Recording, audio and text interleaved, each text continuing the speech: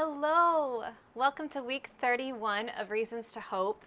We have been writing the book of hope together for 31 weeks now, taking a moment each day to note 5 things we're grateful for and getting together every Monday to talk about what's giving us reasons to hope.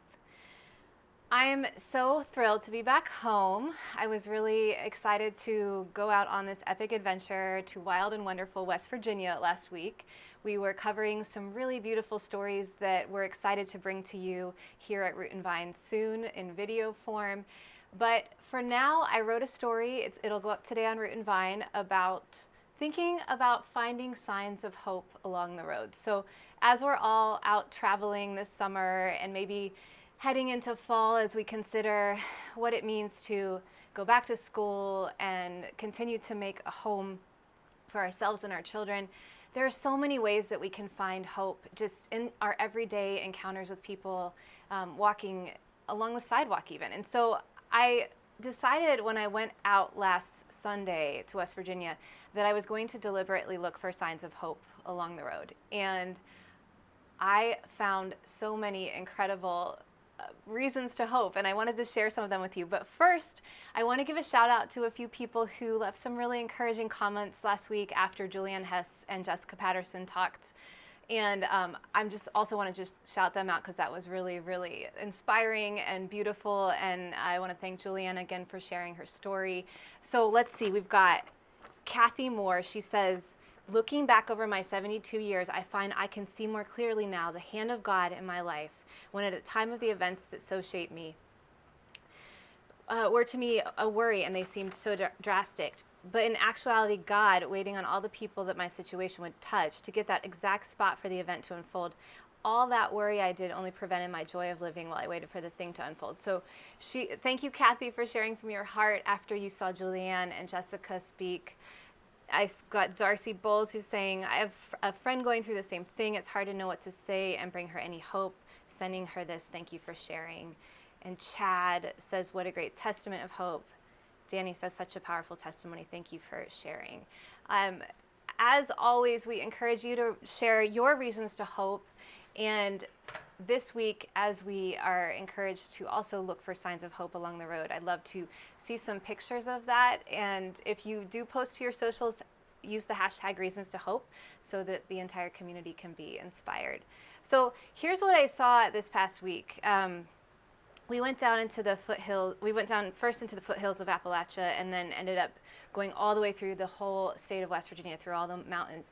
And it's one of the oldest mountain ranges in the world, and it has this deep and rich history, and the people are so kind and open and resilient, and they have these stories of coming through the land and figuring out how to farm the land, take care of their families, and give back to their communities in ways that they've really had to become innovative about, especially of late. And so the stories that we found were, I think, inspiring to all of us as Americans, not just people living in West Virginia, but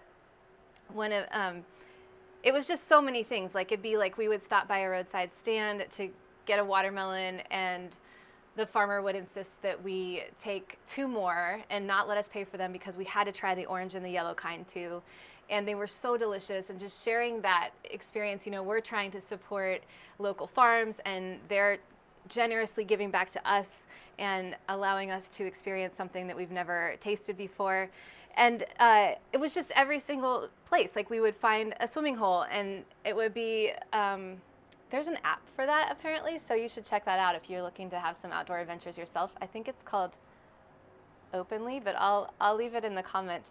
But so our crew, when we had breaks, we would look for swimming holes because it was really hot as we were filming, and we found this one, and it turned out it was on private land. We didn't know that, but luckily there were a few kids swimming there already, and it was their grandfather's land. And they were like, come on in. And there was a rope swing, and they had sodas for us, and they were super kind and hospitable, and we didn't even know them. So it was literally stopping along the side of the road and finding strangers who were welcoming us into their space to experience God and nature and connection and community. It was so awesome.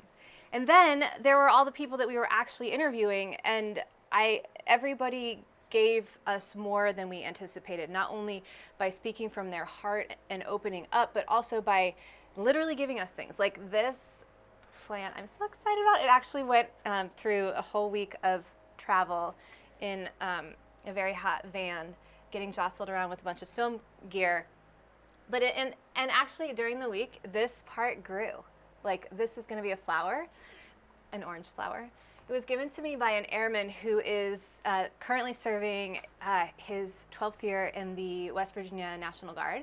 And he is also heavily involved in their Patriot Gardens program, which is giving me reasons to hope, because it's basically this entire program devoted to teaching veterans and current servicemen and women, along with civilians, how to grow their own food and farm, no matter where you are, whether you live in an urban setting or out in the country, so that you can feed your family and give back to the community. And one of the things they're doing, you can read about it at Root and Vine News. There's an article if you just search Patriot Gardens. But they're doing so many things, so we decided to actually go down there and film some of the programs that they're running. They actually have apple orchards on reclaimed mine lands. So basically when some of the coal mines had to shut down, there's a lot of land that's just sitting abandoned. And what the National Guard is doing is finding ways to repurpose that land so that it can thrive again. And so they are growing apples. We got to go to their apple orchard in Muddlety. And they are also cultivating bees for pollinators. So with that apple orchard and the pollinators, they're making Patriot apple honey, which is so awesome, right? I See You Supernatural Health Forever. That is a really great program. And it's inspiring to meet the people behind it. So we went to one of the airmen's houses, and he has this incredible garden, and he was taking me through the garden. And something he said was he would literally frame it up for me to look at different areas that he had designed in his garden. And he said, you know, we really choose the way that we see the world. If I sit here and I look at it in this way and I look here, I'm literally in an oasis. I can find peace. I'm in my own space. Sure, there's an entire city all around me, but when I'm sitting right here and I'm looking at it like this, I am in a beautiful paradise that I have been able to grow and see grow around me miraculously. And I thought that really made sense. And it reminded me of what Jessica and Julianne were saying last week about, you know, we don't see and then believe. We believe in order to see. And I just wonder how many, opportunities do we have every day to choose to see reasons to hope, to choose gratitude, and to find it, just because we're actually looking for it. I think it's a really powerful gift and a powerful opportunity that we have. So with that, I think that what I'd love to do this week is think about ways we can give road-weary travelers a reason to hope.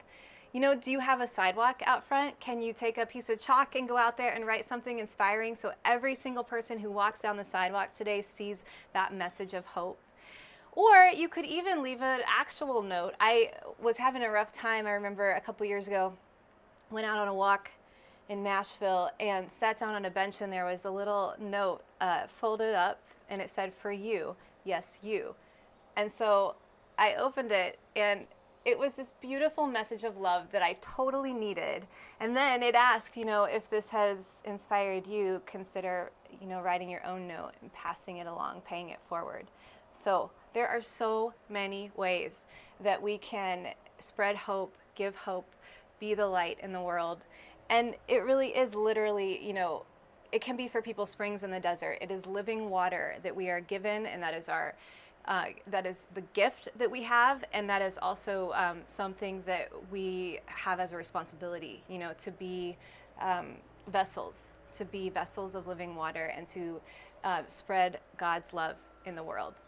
So I think that we have a great opportunity, especially right now, because it's summertime. August is one of my favorite months. We have all kinds of things still growing and thriving around us, and so I think together we can give people some reasons to hope. And so I'd love to hear from you this week. Where are you seeing signs of hope along the road? And how are you showing hope to others and giving them that chance to stop and think and experience some hope and some gratitude together. So next week, we have a very special guest, and he works with veterans in all sorts of ways, helping returning servicemen and women to transition back into civilian life and get what they need to find hope.